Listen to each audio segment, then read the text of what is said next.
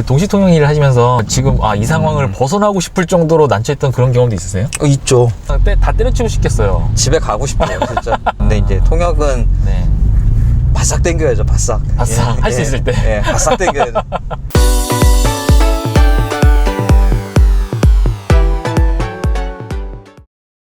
안녕하세요, 까라겠습니다. 동시통역사인 이준호님과 인터뷰하러 양재동 근처로 왔습니다. 여기서 이제 망원동까지 가면서 인터뷰를 할 건데요. 오늘 인터뷰도 한번 열심히 해보겠습니다. 이따 뵐게요. 차가 많이 막히던데 보니까. 오늘 엄청 막히더라고요, 진짜. 주소를 치고 갈게요. 오늘 이쪽에서 뭐 일 있으셨어요? 강의했어요, 오늘 학교에서. 강의요? 예. 성함이 이준호님이시고. 예. 지금 직업 다시 한번 소개해 주시죠. 직업은 동시통역사고요. 네. 동시통역사 하면서 대학교랑 대학원에서 강의도 네. 하고 있습니다. 강의는 어떤 쪽으로 강의하시는 거예요? 동시통역을 하다 보니까 네. 지금 근처에 통역대학원이 있어요. 네. 그래가지고 통역대학원에서 학생들 통역 가르치는 거 하고 있고요. 대학교에서는 학생들 번역 과목 지도하고 있습니다. 동시통역은 어떤 언어 하시는 거예요? 한국어에서 영어로 동시통역하고 있어요. 한국어를 영어로 하는 거예요? 예, 영어 한국어, 한국어 영어. 아무래도 그쪽이 영어, 한국어. 제일 시장이 크다 보니까. 네, 제일 수요가 많으니까요. 그렇죠. 원래 고향은 어디세요? 저 고향은 인천이에요. 중학교 때까지는 인천에서 나왔고요. 네. 고등학교부터 서울에서 나왔어요. 고등학교 때 그때 뭐 이사를 오신 거예요, 집이? 혼자 외국어 고등학교 와야 될 일이 있어가지고 네. 고등학교로 혼자 왔어요. 하숙했어요, 당시에는. 고등학교가 어디 외고세요, 그러면은? 저 대일외고 나왔어요. 대일외고. 정릉에 있는 거예요. 연세가 어떻게 되세요?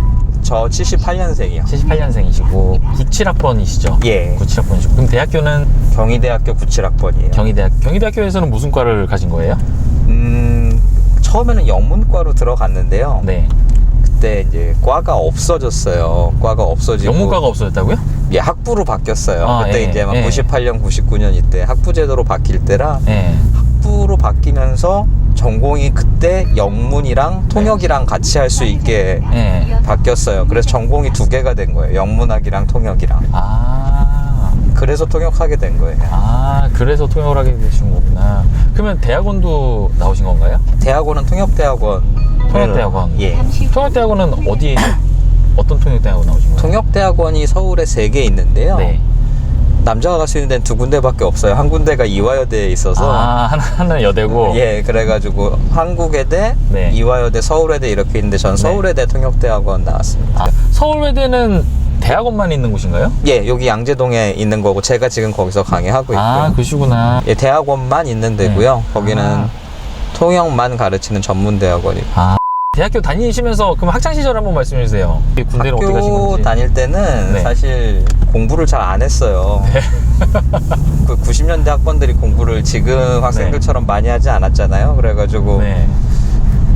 맨날 놀러 다녔어요. 맨날 네. 맨날 놀러 다니다가 보니까 네. 이제 과가 없어진 거예요, 진짜로. 그래가지고 그때 큰 변화가 온 거였고요. 네. 그래서 그냥 놀다가 네. 정신 차리고 학교 와가지고 전공 바꿔서 열심히 공부한 케이스고요. 네. 대학교 때 성적은 굉장히 안 좋았어요. 굉장히 그러세요? 너무 놀았으니까요. 네. 성적이 네. 너무 안 좋아가지고 취업도 잘 안 되고 이제 이래가지고 네. 통역대학원도 어떻게 보면은 할 수 없이 간 거예요. 왜냐면은 통역대학원은 성적 안 보거든요. 그래요? 그럼 뭘 기준으로 뽑는 거예요? 거기는 그냥 대학만 나왔으면 되고요. 네. 입학시험에서 네. 통역이랑 번역 시험 봐가지고 네. 이 사람이 가능성이 있다라고 판단을 학교에서 해주시면요. 네. 그냥 그걸로 끝이에요. 그래가지고 저 같은 경우는 학점이 굉장히 안 좋았기 때문에 네. 3, 4학년 때 열심히 해도 이게 평균이기 때문에 네. 메꿔지지가 않더라고요. 그 간극이. 4년의 평균이기 때문에. 예, 그래서 예. 3, 4학년 때는 성적이 좋은 편이었는데 1, 2학년 때가 너무 안 좋아서요. 네. 그래서 평균을 못 메꾸고 네. 통역대학원에 와서 그때부터는 열심히 했죠. 근데 학부 때는 정말 많이 놀았어요. 학부 때는 정말 많이 노셨고. 예, 정말 많이 놀았어요. 그러면 군대는 언제 다녀오신 거예요? 저 군대는 통역대학원 1학년 끝나고 갔다 왔어요. 그래서 대학원을 마치고 예. 대학원 1학년을 마치시고요. 예, 네. 전 그래서 군대도 통역병으로 갔다 왔어요. 통역병으로요? 예. 진짜 어문학의 인생이시네요? 할 줄 아는 게 이거밖에 없어요. 그러니까 그럼 군대도 좀 늦게 가신 거죠, 그러면? 늦게 갔죠. 20대 후반에 갔으니까 네. 군대도 늦게 간 편인데 네. 대신에 전공을 살려서 군대를 가서 전공을 안 잊어버릴 수 있다는 장점. 예, 시간 낭비는 적었던 것 같아요. 어떻게 보면은. 통역병은 하는 일이 뭐예요? 통역병은요. 네.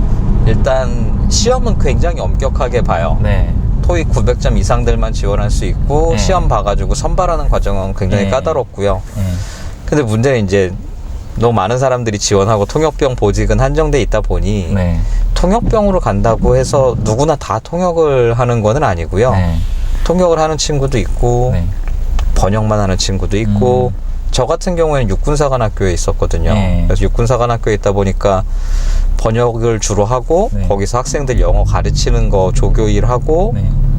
그 정도였죠. 저는 통역을 많이 하지는 못했죠. 통역병이면서.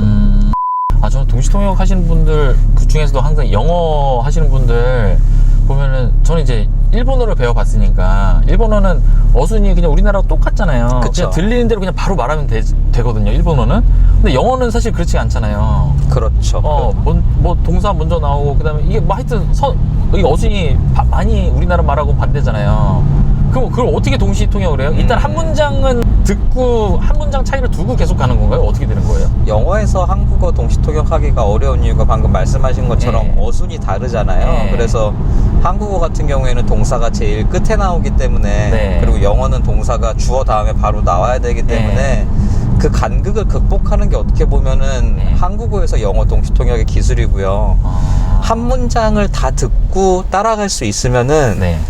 참 아름다운 일인데 이게 동시에 하는 일이다 보니까 네. 말을 하면서 듣다 보니까 1초 전께 잘 기억이 안 나는 게 사실이에요. 그래서 그쵸. 말을 어순 차이를 극복하면서 네. 약간은 어색하지만 그래도 어떻게든 메시지를 전달하는 거, 그게 한영 동시통역의 기술인 것 같아요. 정말 정말 그게 보통 저 같은 일반인의 머리에서 보기에는 이게 가능한가? 사실 좀 네. 어려운 면이 있어요. 어순 때문에 네. 100%다 전달하기는 어려운 측면이 약간 있고요. 네. 왜냐하면은 뒤에 거를 듣지 않고 예측해서 맞추는 거는 불가능한 일이잖아요. 점쟁이가 네. 아니기 때문에. 그래서 그 부분이 약간씩의 실수가 있고 네. 듣고 나서 그 부분을 교정도 하고 네. 그리고 또 경험이 많아지다 보면은 네. 또 이렇게 예측해서 말을 해도 그 말이 맞는 경우도 있고요. 오늘의 이 대화의 주제가 뭔지를 일단 알고 있으면은 예, 어느 정도 그쵸. 예측을 할 수가 있고. 그리고 이제 뭐 뻔히 뭐 앞에 뭐 반드시 이렇게 네. 나왔으면은 뒤에 네. 뭐 해야 합니다가 네. 나올 거잖아요. 네. 그런 식의 것도 유추가 어느 정도 가능하기 때문에 어순을 좀 극복하는 훈련을 대학원에서 많이 하죠. 그런 훈련을. 예. 그럼 영어권 나라에서 사신 적도 있으세요? 전 그렇지는 않아요. 저는 잠깐 나갔던 거 빼고는 완전 국내파신 거예요? 예, 저는 초중고를 다 한국에서 나왔기 네. 때문에 국내파죠, 저는. 대학생 때도 혹시 뭐 어학연수 같은 거 다녀오셨나요? 대학생 때는 이제 그냥 나가면 노는 거죠, 가서. 그러니까 이게 연수라고 할 것도 없고 그냥 네. 나가면 노는 거기 때문에 네.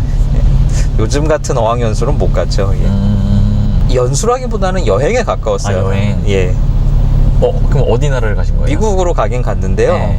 그냥 가서 놀았죠. 공부를 안 할 때라 그때만 해도 이게 뭐 귀한 줄 모를 때라 네. 미국에서 계시면서 친구들 많이 사귀셨나요? 많이 못 사귀었어요. 그러니까 처음에 제일 처음 갔을 때가 고등학생 때였는데 네. 제가 진짜 영어를 못했어요. 그 당시만 네. 해도 혼자 아이스크림도 주문 못하고 그랬어가지고 네. 그때만 해도 이제 학교 끝나면은 아이스크림 시켜가지고 네. 다 같이 먹는 게 일종의 문화였는데 네. 뭐 아이스크림을 못 시켜 먹으니까 거기서 한국 애들끼리만 있는 거고 네. 잠깐 연수지만 가서 외국 애들이랑 노는 거는 네. 뭐 언감생심 있을 수 없는 일이죠. 그러면은 혹시 외국에 계시면서 뭐 외국인 여자친구를 사귀신 적이나 그런 건 전혀 없으세요? 그런 건 없어요. 전혀 없으시고. 뭐 말이 돼야지. 그냥 친구도 못 사귀는데 여자친구는 더더욱 어렵죠.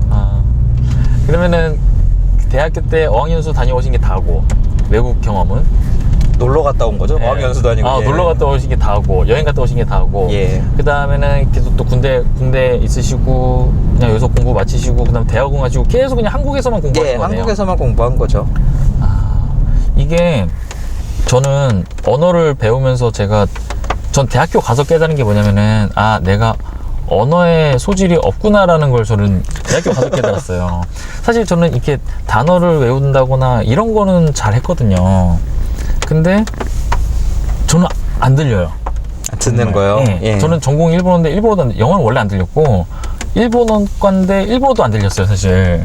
그리고 근데 책 보고 하는 뭐 저희 수업 중에 뭐 대학교 수업 중에 뭐 강독, 독해 네. 뭐 이런 거 있잖아요. 그런 거는 진짜 A뿔 항상 맞아오는데 회화로 가거나 아니면 뭐 듣기 이런 쪽으로 가잖아요. 그 점점 형편없었거든요. 정말 안 들리고. 그러면 또 통역사님은 어떠세요? 언어에 좀 재능이 있으신 편이신가요? 아니면 어떠세요? 아, 저는 언어에 재능이 있는 편이에요. 그러니까 네. 이게 극단적으로 얘기하면은 수학을 정말 못했어요. 네. 고등학교 때 수학이 맨날 가였어요. 네. 6번 다. 그러니까 아, 그럼 외고라서 그런 거죠? 뭐 외고라서 그런 것도 있고요. 다 잘하는 친구들만 있으니까. 그리고 아, 그 전교 1등만 모으면 되잖아요, 사실. 그리고 문제가 너무 네. 거기서 이제 학생들 선별하려다 보니까 수학 네. 문제가 너무 어려운 거예요. 아. 그래서 저는 고등학교 때 수학은 네. 맨날 거의 반에서 꼴찌였고요. 네. 근데 외국어는 안 그랬어요. 그러니까 네. 그나마 다행인 게 수학을 못하는 대신에 언어적인 거는 많이 갖고 태어난 것 같아요. 그리고 네. 어머니가 신경을 많이 써주셨어요. 어렸을 때부터 그 부분에 대해서는. 영어 쪽에 대해서요? 예, 저 어렸을 때만 해도 영어 회화 학원 다니는 애들 거의 없었거든요. 지금이야 다 다니지만. 네. 근데 그때 어렸을 때 그런 것도 보내주시고 해가지고 그거는 많이 보탬이 됐었죠. 가장 중요한 질문 한번 드려볼게요. 그 언어 쪽으로 하면 이제 번역하시는 분도 있고 통역하시는 분도 있고 뭐 다양하잖아요. 예. 수입이 가장 큰 건 어느 쪽이에요? 그러니까 수입이 네. 이렇게 봐야 될 것 같아요. 네. 단위 시간 투입 대비 네. 효용이 높은 거는 통역 쪽이 효용이 높고요. 아, 시간 대비. 그쵸. 네. 근데 이제 통역 일의 단점은 네. 매일 있지 않을 수 있다라는 거죠. 일이 항상 있지 않다. 예, 근데 네. 번역은 네. 단위 시간 투입한 거 대비 버는 돈은 통역보다 훨씬 적은데 네. 번역 일은 잘하면은 한 달 내내 쌓아놓고 할 수 있거든요. 해달라는 사람들이 워낙 많으니까 네. 줄줄이 쌓아놓고 할 수 있다는 장점이 있는 반면 통역 일은 그렇지 않을 수 있다라는 거고 물론 번역 일도 잘 못하면은 그렇게 네. 쭉 쌓아놓고 하기는 네. 어려울 수도 있겠죠.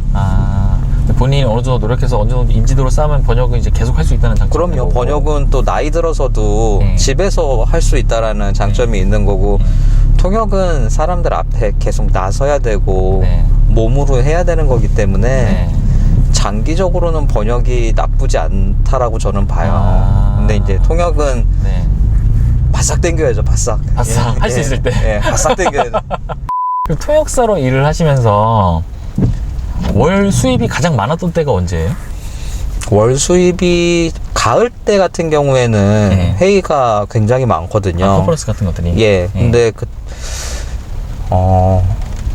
어느 정도 금액으로 말하면은 네. 한 1,500에서 2,000 사이? 네. 뭐, 1,500, 월 1,500에서 2,000 사이 정도. 예. 그 정도가 제일 맥시멈이고요. 그 네. 이상은 사실 벌기 어려워요. 왜냐하면은 사람에게 시간이 다 한정돼 있으니까. 예, 몸이 하나고 시간이 네. 하나이기 때문에 네. 한 달 내내 다 해도 네. 그 매일매일 하더라도. 예, 매일매일 하기도 어렵고 네. 매일매일 해도 그 이상 벌기는 어려운 것 같아요. 일도 많고 그랬을 때 예. 맥시멈으로 했을 때 한 1,500에서 2,000 사이 정도. 예.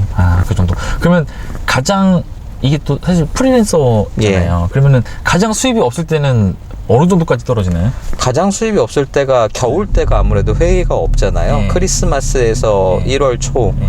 그때는 일이 정말 없어요. 그때는 네. 뭐 한 3, 400 이렇게까지 떨어지기도 하고. 네. 왜냐면 일이 없으니까요. 그래서 가을이랑 겨울이랑 이렇게 균형을 잘 잡아야 돼요. 저희 저축도 또 많이 해주셔야 되고. 예, 저축을 항상 해놓고. 결혼은 하셨나요? 네, 결혼했습니다. 그럼 예. 지금 자녀분도 있으세요? 아니요, 없어요. 자녀분 없으세요? 예. 그러면 배우자분도 일을 하시나요? 와이프는 상근통역사예요. 상근통역사요. 또 회사에서. 예. 두 분 그럼 대학원에서 만나신 건가요? 예, 대학원에서. 대학원에서 만나셔갖고 결혼하신 거구나. 처음에 원래 그러면 통역사 하실 생각은 없으셨는데 대학원을 가면서 이게 계속 이렇게 쭉 이어지셨던 거예요? 그쵸. 처음에는 생각이 없었는데 네. 대학원을 가게 됐고 네. 가서 하다 보니 적성에 맞다라는 거를 뒤늦게 알게 된 거죠. 그래서 네. 그 다음에는 열심히 하게 된 케이스고요. 그럼 이쪽 이 지금 하시는 일에서는 앞으로 이제 시간이 가고 내 커리어도 계속 쌓이고 하면은 그 다음에 나갈 수 있는 방향은 뭐가 있나요? 대학 교수가 대학 제일 교수. 네. 유망한 것 같고요. 네. 일단 커리어 쌓이고 학생들한테 지도하는 거 인정받고 하면은 대학 교수 하면서 그러면서 이제 통역 일은 조금씩 줄여가겠죠. 가르치는 일이 메인이 되는 거예요. 메인이 되고 네. 그리고 통역하는 일은 이제 조금씩 줄어들고 나이가 먹으면서 네. 점점 그 패턴이 강해지겠죠. 우리나라 사람들끼리 있는 회의에 참석하더라도 그 분야에 대해서 제가 모르면은 단어 들어도 무슨 단어인지 모르잖아요. 그렇죠. 그러면은 이거 외국어일 때는 또 어떻게 해요? 미리 공부를 다 하시는 거예요? 그 분야에 대해서? 그러니까 해도 한계가 있잖아요. 제가 맨날 그래서 하는 얘기가 있는데 일단 한계가 있어요. 그렇기 때문에 제가 고객사한테 가면은 맨날 얘기하는 게 자료를 좀 미리 주십사라고 얘기를 해요. 근데 잘 안 주세요. 그게 제일 힘들어요. 그러니까 예를 들어서 뭐 네. 회사 기밀이 있으니까 물론 못 네. 주실 수 있겠죠. 근데 뭐 이 회의는 예전에는 이런 식으로 했어요라든지 네. 저희 회사는 주력 사업이 뭐고 네. 주로 이런 이야기를 해요라든지 라고 정도의 정보만 줘도 네. 많은 도움이 되고 공부를 많이 할 수 있거든요. 네. 그리고 그렇게 많이 해 가면은 네. 아까 얘기한 그 지식의 갭을 네. 극복하는 데 도움이 굉장히 많이 되죠. 그렇죠. 네. 근데 이제 간혹 가다 보면은 네. 전혀 아무것도 없는 상태에서 가는 경우가 있고 네. 제일 힘든 부분이 그거예요. 지금처럼 이해를 해주시면 좋은데 네. 그냥 전문 통역사니까 그냥 불러서 하면은 다 되겠지. 다 될 거다. 수돗물 틀듯 틀면 콸콸 나오겠지. 이렇게 생각하시는데 이게 결코 그렇지가 않거든요. 왜냐하면은 그냥 만나서 일반적인 얘기 할 거면은 네. 통역사 안 부르겠죠. 그쵸. 심도 있고 그쵸. 까다로운 얘기를 하니까 부르시겠죠. 그렇죠. 근데 그러려면은 사전 정보를 많이 주시는 게 네. 당연히 유리하겠죠. 그렇죠. 저 인터뷰를 하니까 각 직업에 대해서 잘 모르잖아요. 그럼요. 옆 동네만 가도 모르죠. 네. 그래서 뭐 인터뷰하다가 나와도 그분이 자기 직업에 대한 뭐 이렇게 전문 용어 뭐 몇 개만 들어가도 그게 뭐예요? 그게 뭐예요? 저 계속 물어보거든요. 물어볼 수밖에 없으니까. 그쵸. 예. 근데 이게 외국어면은 더 심하겠네요, 진짜. 그쵸. 그러니까 이게 영어로 나오는데 그거 이해 못하는 경우도 허다하고요. 네. 그리고 한국 분들끼리 하는 것도 못 알아듣는 경우가 많아요. 네. 그러니까 아까 말씀하신 것처럼 네. 전문가 대 전문가 대화이기 때문에 네. 본인들만의 용어가 있고 네. 본인들만의 약어가 있고 네. 본인들만의 은어가 있으세요. 그러니까 왜냐면은 그 세계에서 계속 사신 분들이기 때문에 그렇죠. 그렇게 말해도 되는 줄 아세요. 예를 들어서 의사 선생님들 회의 가게 되면은 네. 항생제 있잖아요. 네. 그게 영어로 안티바이오틱스거든요. 네. 근데 한국말로 말씀하실 때 그냥 네. 그렇게 해서 아 그래서 안티를 썼어요. 그냥 네. 이렇게 줄여서 얘기를 하세요. 그러면은 그 맥락을 다 알고 아 이게 항생제를 네. 얘기하는 거구나를 아는 데까지 시간이 많이 걸려요. 그래서 그렇죠. 네. 그 특유의 언어 그룹 내에서만 생활들을 하시는 전문가들이기 때문에 네. 그 약어, 그 은어를 따라가기는 쉽지 않죠. 그죠. 그게 내 직업도 아닌데. 예. 그 동시통역 일을 하시면서 이거 진짜 제일 난처했던 거. 그러니까 지금 이 상황을 벗어나고 싶을 정도로 난처했던 그런 경험도 있으세요? 있죠. 어떤 경우세요? 하나 좀 얘기해 주세요. 아까 얘기했던 것처럼 전혀 아무것도 주어지지 않은 회의가 네. 있어요. 네. 그런 회의는 네. 뭐 당연히 네. 많은 자료를 가지고 공부했던 회의 대비 네. 품질이 떨어질 수밖에 없겠죠. 그렇죠. 네. 그러니까 일단 못할 수 있는 요소가 하나가 완성이 된 거예요. 네. 근데 가봤는데 네. 뭐 예를 들어서 음질도 안 좋아요. 네. 잘 안 들려요. 음질 때문에. 그럼 못할 수 있는 요소가 두 번째가 네. 된 거죠. 그럼 네. 세 번째는 연사가 친절하게라도 발화를 해주셔야 되는데 네. 그런 거 신경 쓰지 않고 막 빠르게 네. 얘기하세요. 그럼 네. 못할 수 있는 요건이 또 된 거죠. 근데 연사분이 네. 그냥 서울 표준어로 말씀하시면 되는데 굉장히 사투리 억양이 또 심하세요. 그런 식으로 요소가 한 4-5개가 조합이 되면은 네. 이거는 잘하기 어렵죠. 그 그쵸. 누가 네. 오더라도. 네. 근데 그런 상황에서 결과물은 계속 나와야 되거든요. 네. 도망가고 싶은 경우 네. 많이 있었죠, 솔직히. 그런 경우가 되면은요. 그 못할 수 있는 요소가 한 개도 없는 경우면은 네. 당연히 잘할 수가 있는데요. 네. 그 못할 수 있는 요소가 3개, 4개인 경우, 네. 3개, 4개, 5, 6개가 되는 경우가 왕왕 있어요. 왕왕. 그러면 그러면은 뭐 어쩔 수 없죠. 아니 저희 뭐 그런 얘기 하잖아요. 이게 그 3개 3관왕을 달성하면 트리플 크라운이고 5개면 뭐 그랜드 슬램 이렇게 하잖아요. 예. 그런 요소들이 그랜드 슬램을 달성하면 진짜 이거는 그냥 돈 팽이고 뭐 그냥 다 때려치고 싶겠어요. 집에 가고 싶어요, 진짜. 왜냐하면은 이게 일반 직장인분들도 공감하시겠는데 네. 예를 들어 회사 일하러 갔는데 네. 컴퓨터 조그만 거 주고 네. 의자 불편한 거 주고 거기서 하루 종일 일하라고 하면은 네. 작업 능률이 떨어질 수밖에 없잖아요. 그렇죠. 근데 통역 같은 경우 굉장히 까다로운 업무 중에 하나인데 거기다 못할 수 있는 요소가 하나, 둘, 셋, 넷, 5개 아까 말씀하신 것처럼 네. 트리플 크라운 막 이렇게 네. 그랜드 슬램 이렇게 다가오면은 네. 힘들죠. 예. 저도 그렇다고 그 사람한테 다시 한번 말해달라고 할 수도 없는 상황인 거잖아요. 저는 순차 통역 상황에서는 네. 순차 통역이 뭐예요? 그러니까 통역이 두 종류가 있는데 네. 순차 통역은 네. 외국인이 말을 하면 그걸 네. 다 듣고 순차적으로 네. 하는 게 순차 통역이고요. 네. 동시 통역은 일반적으로 이렇게 기계 써가지고 네. 리시버 꽂고 들으시는 네. 게 있잖아요. 그거는 연사랑 저랑 말할 여지가 없죠. 왜냐하면 네. 말 그대로 동시에 네. 연사 발화랑 제 발화랑 같이 나가니까요. 네. 근데 순차 통역은 시간적 간극이 있잖아요. 네. 청중 입장에서 영어도 듣고 한국어도 들으시는 네. 거니까. 근데 진짜 도무지 못 알아듣겠으면은 네. 물어봐야죠. 이런 취지의 말씀이신 거죠? 네. 정도로 물어봐야죠. 걷다 대고 한 개도 못 알아듣겠어요 이렇게 얘기할 수는 없는 거고요. 이런 취지의 말씀이신가요? 네. 라고 확인을 해야 되는 경우가 있죠. 그러니까 순차 통역 상황인데 기자회견 상황인 경우가 네. 왕왕 있어요. 네. 근데 거기서는 말을 한마디 잘못하면은 네. 분위기가 약간 어떠냐면은요. 기자회견이면은 네. 통역을 딱 해요. 네. 그럼 기자분들이 너무 빨라요 이렇게 얘기를 네. 하세요. 네. 그 얘기인 즉슨 말하는 대로 타이핑을 그 자리에서 하고 있다는 뜻이거든요. 근데 그런 데서 모형 나가거나 네. 숫자 틀려지거나 네. 안 한다고 한 건데 한다고 그런 거나 이런 거 네. 한번 잘못 나가면은 네. 그게 그대로 아. 바로 쳐가지고 기사에 온라인 같은 데는 바로 송고가 되거든요. 네. 그러면 진짜 말 그대로 대형 사고로 이어지는 경우가 있어서 그렇죠. 좀 이거는 중요한 것 같다 하면은 네. 연사분한테 여쭤보고 이런 의도신 거죠? 다시 확인하고 네. 말을 하죠 주로. 아니 제가 TV에서 이게 가끔 이게 밑에 동시통역사 있으시고 바로 막 이렇게 나올 때 있잖아요. 예.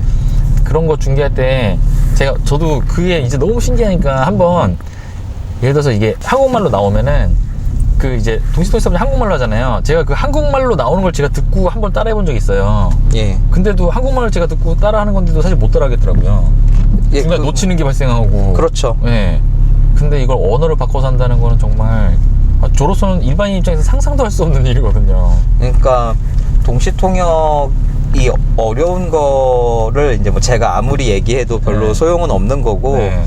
어느 정도 어려운지에 대해 생각하시려면 이제 그냥 뉴스 들으실 때 네. 한국말로 나오잖아요. 네. 방금 하신 것처럼 네. 그 뉴스를 똑같이 한국말로 따라해보는 연습을 네. 한번 해보시면은 네. 절대 따라하지 못해요. 맞아요. 뉴스 예. 아나운서가 얘기하는 내용을 네. 한국말인데도 네. 1분도 똑같이 따라할 수가 없어요. 맞아요. 근데 그게 언어가 바뀌어서 나오기 때문에 상당히 민감한 작업이거든요. 근데 그 부분에 대해서 이해도가 없으신 분들이 네. 있을 때가 있어요. 네. 굉장히 그 부분을 잘 이해하시는 분도 계시고 네. 그 부분에 대해서 뭐 별 문제 없는데 라고 네. 이해도가 떨어지시는 분도 있으세요. 네. 그렇죠.